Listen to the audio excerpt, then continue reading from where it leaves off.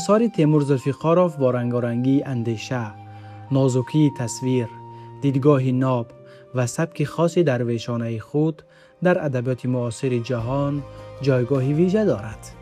ایجادیات او بر فلسفه عمیق و جهانبینی عرفانی تکیه نموده به انسان، طبیعت و زندگی پیوندی دارد. این آثار ادامه بخشی عنعنه‌های قدیمی ادبیات کلاسیکی تاجیک می باشد. طرز نگارش استاد تیمور ذوالفقارov از دیگر نویسنده های منطقه بخصوصا تاجیکستان فرق می کند. در مسکو در یک محیطی که نویسنده های سرشناس و ابیرگانی مثلا لیف تالستوی و داستایوفسکی و چخوف ایجاد می کنند، موفق شدن یک نویسنده تاجیکستان خیلی مشکل است. نوبسته به همین من فکر میکنم استاد در میان نه تنها ادیبان مسکو در بین تمام نویسنده های آسیای مرکزی نیز شناخته شدند. زیرا در سبک استاد یک ویژگی مشاهده می شود که در آن ادبیات، معنویات و زندگی مردم شرق به هر طور و به هر گونه مشاهده می شود. در آثار تیمور ذوالفقارov مقام و مرتبه انسان جایگاهی بس و بلند دارد. انسان تاج آفرینش است. مولوی بلخی هم یک بیت دارد، میگوید که هم به صورت عالمی اصغر تویی، هم به معنا عالمی اکبر تویی. یعنی در همین یک انسان یک جهان گنجیده است. او به صورت عالمی کهین است، یعنی عالمی صغیر است، جهانی کهین است و به معنا عالمی کبیر است. این جایگاه انسان از این رو بس خیلی والا است که همین این نقطه هم در بعض نوشته های تیمور ذوالفقارov انعکاس یافته است. سرچشمه ایجاد تیمور ذوالفقارov و منبع الهام تیمور ذوالفقارov و آثار تیمور ذوالفقارov پورا سرچشمه میگیرد از روزگار مردم تاجیک، از همون جویچه، از همون عریقچه هایی که در دره فون و در زمچرود هست.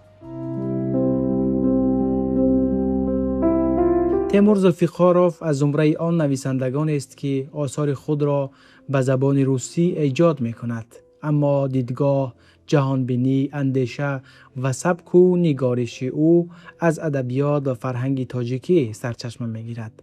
او توسط آثار خود عنعنه‌های دیرینه ادبیات و فرهنگ تاجیک را ادامه بخشیده آنها را به خوانندگان جهانی معرفی می‌کند.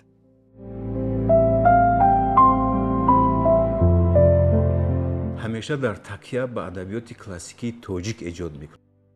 تقریبا در تمام اثرهای تیمور ذوالفقارov تأثیر سعدی شیرازی را مشاهده کردن ممکن است. همچنین تأثیر ادبیات اروپا نیز زیاد است، مثل دانته. فکر میکنم ایجادیات آنتون پاولویچ چخوف هم در شکل گرفتن تفکر ادبی استاد تیمور ذوالفقارov کم نیست.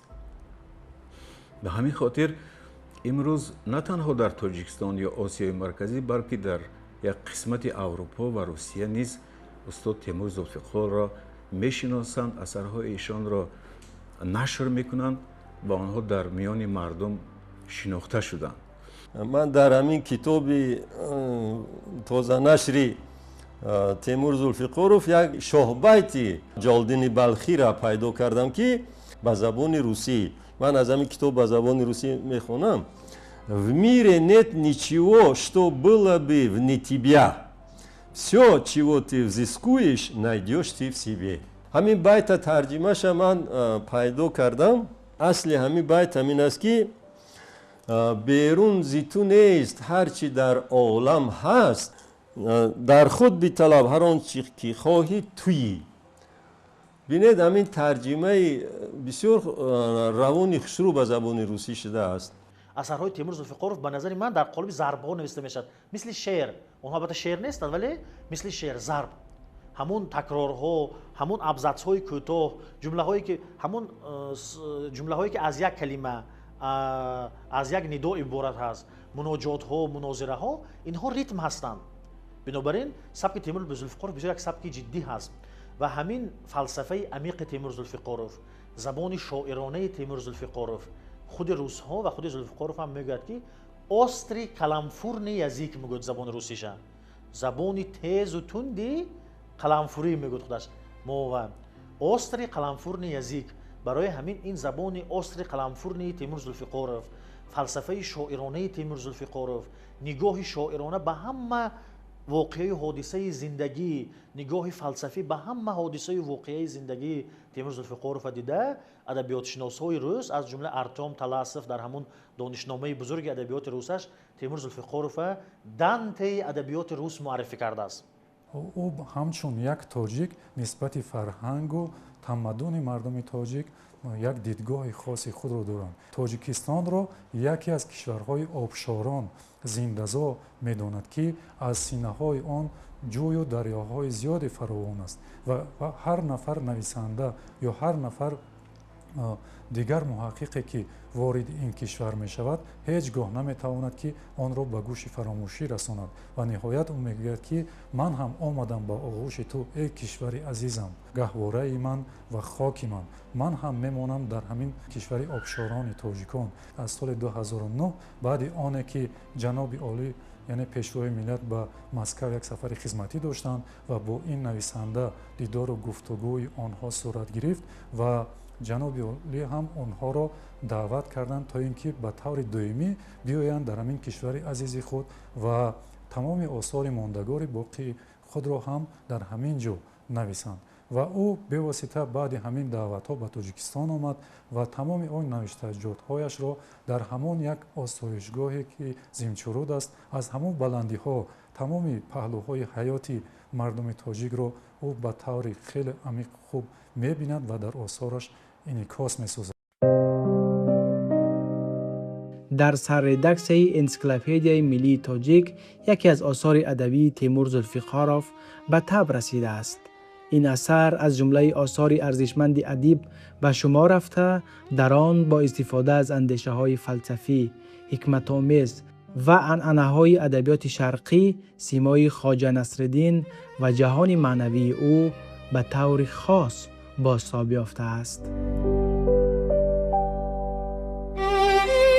дар арафаи 35-солагии ҷашни бошукӯҳи истиқлоли давлатии ҷумҳурии Тоҷикистон яке аз шоҳкориҳои устодро ба нашр расонем ва аз миёни осори онҳо мо бо пешниҳоди худи устод китоби ашъору тамсилоти тиллоии Хоҷа Насриддинро интихоб кардем.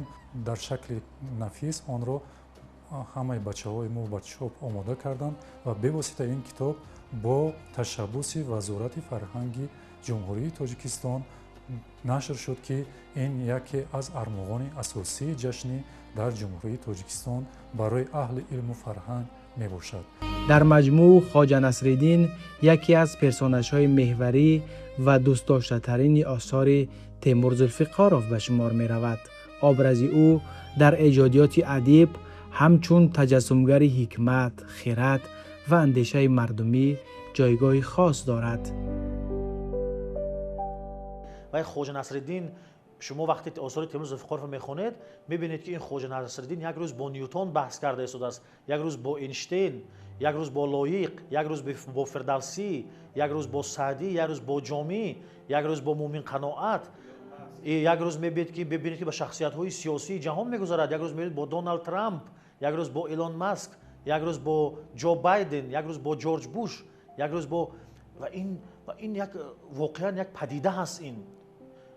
ва ин аз куҷо сарчашма мегирад? ҳамин падидае ки Теймур Зулфиқоров сохтааст, эҷодиёте ки Теймур Зулфиқоров сохтааст ва адабиёти руса дар ҳайрат гузоштасту мунаққидои рус ина Дантеи адабиёти рус гуфтаанд, ина аз куҷо сарчашма мегирад? решаи ин аз куҷост? ин бисёр аҷиб ҳаст. решаи ин дар адабиёти ҳазорсолаи форсию тоҷикӣ аст. чаро ӯ маҳз ҳамин шахсро ҳамчун як симои асосии осори худ қарор додааст. ба ин савол худи ӯ ҷавоб додааст дар ҳамин навиштаҳояш.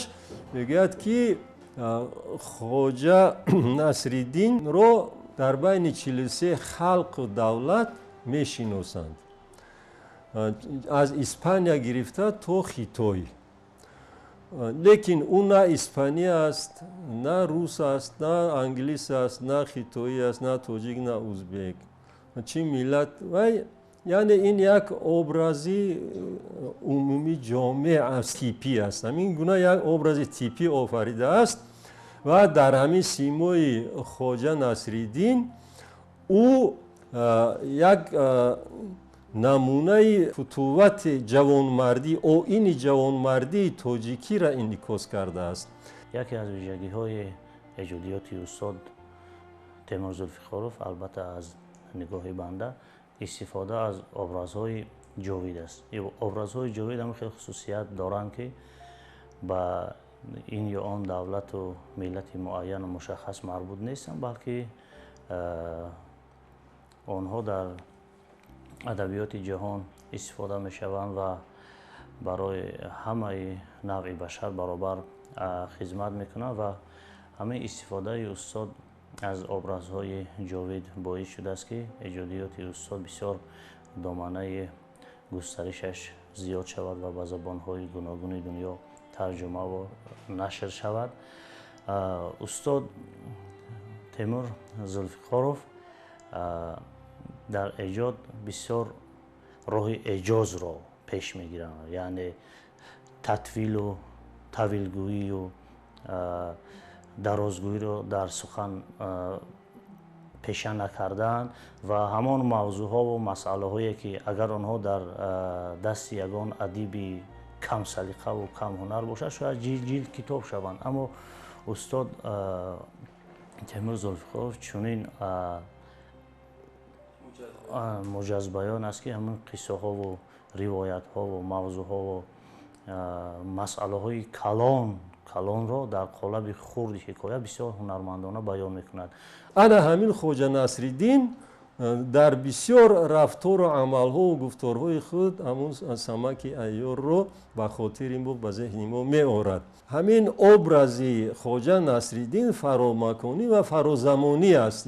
як маҳдудаи на ҷуғрофиёӣ дорад, на таърихӣ, на замонӣ надорад. ва мо мебинем он воқеоту он дидорҳоеро, ки аслан андешаҳояшро ба василае ки худи хоҷа Насриддин ироа мекунанд, ҳамаи инҳо дар масири роҳи бузурги Абрешим ба вуқӯъ меоянд. ва мо мебинем, ки хоҷа Насриддин як дафъа бо Ҳофиз, як дафъа бо Мавлоно, як дафъа бо Конфутсий ва дигар он ҳакимони бузурги Шарқ рӯбарӯ мешавем ва ҳамагӣ ин суханҳои ҳакимон ба маънои он аст, ки роҳи бузурги Абрешим аслан як на танҳо ҷанбаи иқтисодӣ ва бозаргонӣ дошт, балки дар навиштаҳои устод Зулфиқоров мо ба ин хулоса мерасем, ки ин бевосита як роҳи аслие буд, ки тамоми андешаҳо, афкори хиратмандонро дар ҳамин масири Шарқ бо ҳам мепайваст. ӯ дар шаҳри Душанбе ба дунё омада, дар ҳамин муҳити фарҳангӣ ва адабӣ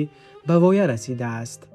маҳз ҳамин муҳит дар ташаккули ҷаҳонбинӣ ва завқи эҷодии ӯ нақши муҳим гузошта, ӯро ба адабиёт ва ҳунар раҳнамун сохтааст. соли 1936 дар шаҳри Душанбе аз падари тоҷик ва модари рус таваллуд шудааст ва ҳамин дугонагии фарҳангӣ ва дугонагии забонӣ як умр бо Темур Зулфиқоров ҳамроҳ будааст. падари Темур Зулфиқоров Қосим Зулфиқоров буд ва аслан худаш аз ҳамин ноҳияи шаҳри нави Тоҷикистон ҳаст, яъне тоҷик ҳаст, падари Темур Зулфиқоров ва модараш Успенская. ин яке аз забоншиносҳои бисёр бузурги шинохтаи тоҷик ҳаст, яке аз онҳое ҳаст, ки дар саргаҳи илми забоншиносии тоҷик меистад. он замон خود شهر استالیناباد اصلا یک شهر سرملت بود، ولی بعد از آنی که جنگ بزرگ وطنی آغاز می شود، از اون شهرهای و کشورهای اتحاد شوروی که زیر جنگ مانده بودند، شخصیت های کسب و کار گوناگون به استالیناباد و تاشکند و عموما به آسیای مرکزی میفرستادند و در اینجا استودیوهای تلویزیونی، استودیوهای سینمایی، تئاترها، شخصیت‌های فرهنگی و ادبی، هنرمندا، گروه‌های ایجادی به دوشنبه آمده بودند به استالیناباد و این شهر گرچند که در یک گوشه اتحاد شوروی اگر سوختار و جنگ و تانک و تیر و تفنگ باشد، در استالیناباد آفتابی آن زمان یک محیط فرهنگی گوناگون ملت به وجود آمده بود و همین گونه گوناگون ملتی، گوناگون دینی و گوناگون زبانی در تشکل شخصیت و شکل گرفتن سبک تیمور ذوالفقارов نقشی کلیدی گذاشت. حکایه او با نام سزار تقریبا 2 صفحه است. این حکایه درباره یک شیر و کارمند سیرک است. شاید حکایه واقعی هم باشد. حکایه درباره به تاجیکستان آمدن سیرکی مسکو است و بعد از نمایش دادن این کارمند سیرک همین سزار، همین شیر رو به عالم وحوش تاجیکستان هدیه میکند، میگوید که پیر شده است. یک مدت میگذرد، شیر بسیار وقت خواب میرود و مردم تاجیک او را شیر خوابیده نام میکنند. ولی در یکی از روزها با وحشت صدا میزند، تمام حیوانها رو بیدار میکند. مردم گرد و اطراف هم در تعجب میمونند که چرا این شیر اینقدر آرام و خواب زیاد صدا بلند میکنند. و ببینید که همان روز شخصی که اون رو تربیت کرده است از مسکو به دوشنبه می آید و وقتی او رو دعوت میکنند و آمده شیر رو میبیند، شیر مثل یک فرزند این آدم رو با آغوش میگیرد. همون یک لحظه کوچکی واخوردن شیر با انسان عالم باطن انسان رو تگرو میکند و خیلی عمیق است. بعد از خداحافظی و احساس می شود که شیر با صاحب خودش خداحافظی میکند. وقتی کارمند سیرک برمیگردد، روز دیگر شیر میفته و در حکایه هم قید شده است که تقریبا بعد از چند روزه اون مرد هم این دنیا رو پدرود میگوید. در آغاز راه ایجادی برای تیمور ذوالفقارov همه چیز به آسانی پیش نمی رفت. سبک و نگارش و طرز اندیشه او به قالب‌های معمولی زمان چندان نمی گنجید و از همین رو ایجادیاتش در ابتدا به طور ضروری اعتراف نمی شد. با وجود این او از راه انتخاب کرده خود رو نگرداند و تدریجاً سبک ویژه خود را در ادبیات تشکل داد. به سینما نیز توجه زیاد داشت و در این سمت نیز کارهای ارزشمند انجام داده است. زمان شوروی 10 یا 12 فیلم از روی اثرهای تیمور ذوالفقارov فیلم ها ثبت شده است که در استودیوی تاجیک فیلم مشهورترینش همین رایل سفیدی هست که رژیسور مقدس محمودوف این فیلم ثبت کرده است و این فیلم به نظر من یک شاهکار سینمای تاجیک در زمان خودش هست و تا امروز هم خود فیلم محبوبیت دارد، هم اون سرودهایی که در داخل فیلم هست و درباره صدا میدهد، این سرودها هم تا امروز محبوبیت دارند. وقتی که تاجیکستان به بحران سیاسی پیچید و در روسیه این نویسنده فعالیتش ادامه داد، دوستای روسش بارها به این توصیه میکردند که تو نام و فامیلیت نو کن، نام و نسبت نو کن، چون که تو با نام تیمور ذوالفقارov در محیط ادبیات روس موقع نمیابی و این پیشنهاد میکردن که تو نام تیموفی اوسپنسکی کن. اوسپنسکی نسب مادرش و تیموفی نام روسی اسلاویانی. ولی تیمور ذوالفقارov میگفت که نه، من از ریشه خودم کنده نمیشم، من از اصل خودم دور نمیروم و در همین رمانهایش چی در همین افعمار مرجانی ابرز همین تیموفی اوسپنسکی خیالی هم هست، ابرز قاسم ذوالفقار هم هست و همین ابرزها هست. بنابراین تیمور ذوالفقارov واقعا یک نویسنده برجسته هست، یک نویسنده بزرگ هست. تیمور ذوالفقارov زیاد تلاش میکند در همون سالهای 60 که اثرهایش در محیط مسکو راه یابند، ولی سرنوشت بهرام گور ساسانی، قصه روزگار امیر تیمور، قصه جوانی خواجه نصرالدین، این موضوعهایی بودند که محیط ادبیات اون زمان این چیزهای نه همیشه درک میکرد و نه همیشه میخواست که این چیزها به میدان بیاید، روی آب بیاید. و علاوه بر این سبک نوشتن اینها در همون زمان نه به پوستی همون زمان مانند بود، نه با رمان همون زمان مانند بود، نه به شعر همون زمان مانند بود، نه به نثر همون زمان مانند بود. نوشته های او در مسئله تحولات جهان هم در همه مورد ارزش های خود را دارد. مثلا او همون تضادها و نابرابری های اجتماعی را از زمانهای باستان در همون اطراف مسیر راه بزرگ ابریشم دنبالگیر میکند و تا امروز میآید و با چنین اندیشه میرسد که انسان را در هر دور و زمان مثلا ارزش قائل بودند برای زندگی او، برای رسیدن عشق او مانع‌های زیادی بودند، ولی امروز چگونه برای انسان ارزش ها قائل هستند؟ برای او مثلا برای تحصیلات او، برای یعنی شرایط زندگی او اصلا میگن ارزش های خوب در جهان امروز گرچند که قائل نباشند، ولی نهایت برای او یک ارزش قائل شدند که این هم باشد در هر یک منطقه های علاهیده در بالای سر او راکت های ارزشمندی رو می افکنند که این است ارزش امروزه انسان در جامعه دموکراتی غرب و میگوید که ما امروز باید که در برابر همون ارزش های دموکراتی که امروز در اطراف جمهوری تاجیکستان هستند و آن خطر و تهدیدهایی که هستند باید ما همه یعنی سرجم و متحد باشیم از راه خرد و عقل در برابر همه گونه تهدیدها ایستادگی کنیم.